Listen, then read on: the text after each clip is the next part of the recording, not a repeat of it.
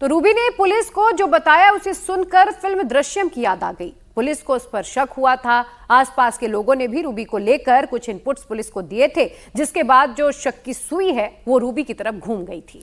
पहले तो रूबी कहती रही कि उसका जो पति है वो सुरेंद्र शर्मा लापता है, और ये कहानी वो 45 दिन तक दोहराती रही, सबको गुमराह करती रही। पुलिस रूबी के घर पहुंची लेकिन दूसरे मामले की जांच के लिए, और वो सुरेंद्र शर्मा की तलाश कर रही थी। लेकिन रूबी समझी कि पुलिस को उसकी साजिश का पता चल चुका है और वो डरने घबराने लगी। पुलिस ने जब सख्ती से उससे पूछताछ की तो रूबी टूट गई और सारा का सारा राज रूबी ने उगल दिया। दिनांक 26/5/2026 को थाना सिकंदरा पे एक सुरेंद्र शर्मा नामक व्यक्ति की गुमशुदगी दर्ज की गई। इस गुमशुदगी के क्रम में पुलिस द्वारा जांच की गई तो यह पाया गया कि मृतक की पत्नी द्वारा ही मृतक को मार के अपने बाथरूम में गाड़ दिया गया है एवं फर्श बनवा दी गई है। पुलिस द्वारा विधिक कार्रवाई करते हुए बाथरूम की फर्श तोड़ी गई एवं शव को बरामद किया गया।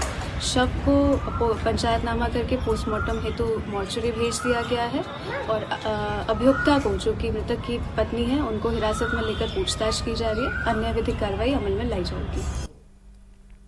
अब रूबी ने पति को मारने के लिए जो प्लान बनाया था वो सुनकर आप सोच में पड़ जाएंगे कि आखिर भरोसे का रिश्ता इतना खूनी और जहरीला क्यों होता जा रहा है। दरअसल पति को मारने के लिए रूबी ने पहले खीर में नशीली दवाई मिलाई और पति को धोखे से नशे वाली खीर उसने खिला दी। पति सुरेंद्र शर्मा जब बेहोश हो गया तब वो उसे बाथरूम में लेकर गई। रूबी ने पहले से ही बाथरूम में गड्ढा करवा रखा था।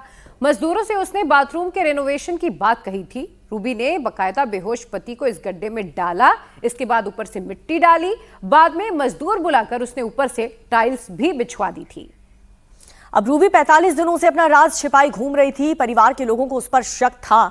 सबसे पहले मृतक सुरेंद्र के भाई अनिल ने रूबी से सच उगलवाया। अनिल शर्मा को उसने कैसे अपना राज बताया, ये सुनिए। ये करीबन 1.5 महीने से गुमशुदा की उसमें था। इसकी गुमशुदा की रिपोर्ट लेकर रखी थी 1.5 महीने से। इसके वाइफ पर मुझे थोड़ा सा डाउट हुआ क्योंकि ये बार बार में किसी न किसी बात पर लेकर झूठ बोलती थी। तो उसके आधार पर मैंने इससे करीब पूछा मैंने कि अगर तुझे कोई परेशानी है या किसी भी चीज़ से तू डर रही है या कोई तूने करा है या वो तुझसे कुछ कह के गया है तो मुझे बता, मैं तेरी मदद करूंगा। मैंने कि मैं तुझे कुछ नहीं होने दूंगा। मैंने तू एक बार बस खाली मुझे बता तो दे कि मुझसे ये गलती हो गई है या मुझसे ये कह के गया है वो। लेकिन फिर उसने कल तक नहीं बताया। फिर आज मेरे पास में उसका कॉल आया कि आप घर आओ। अब उन्होंने फिर सुबह मुझे अपना कन्वेंस किया। मैंने उससे पूछा, मैंने कि कहाँ है? बोले यहीं है घर पे। मैंने घर पे कहाँ? बोले बाथरूम में। मैंने बाथरूम में जाके देखा लेकिन मुझे कुछ मिला नहीं। तो मैंने कहा बाथरूम में तो है नहीं। मैंने क्या बताना चाह रही है? बोली है बाथरूम में, लेकिन बाथरूम में जमीन के नीचे है। मैंने कि जमीन के नीचे मैंने कि गाड़ दिया है? बोली हाँ। और अधिक अपडेट के साथ हमारे सहयोगी विशाल प्रताप जुड़ चुके हैं। विशाल, जरा ये बताइए कि रूबी का राज खुला कैसे? पुलिस के इन्वेस्टिगेशन में क्या बातें सामने आई और आखिर रूबी ने इतने खौफनाक कांड को अंजाम क्यों दिया?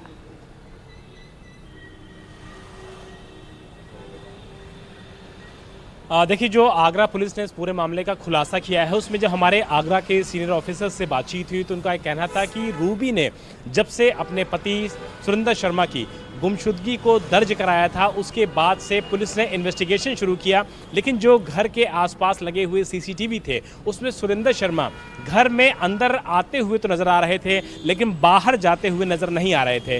रूबी ने जो अपनी शिकायत दी थी उसमें जो टाइम दिया था, जो समय दिया था, जो दिन दिया था, उसमें सुरेंद्र शर्मा की घर में एंट्री हो रही है लेकिन एग्जिट होते हुए नज़र आ रही है।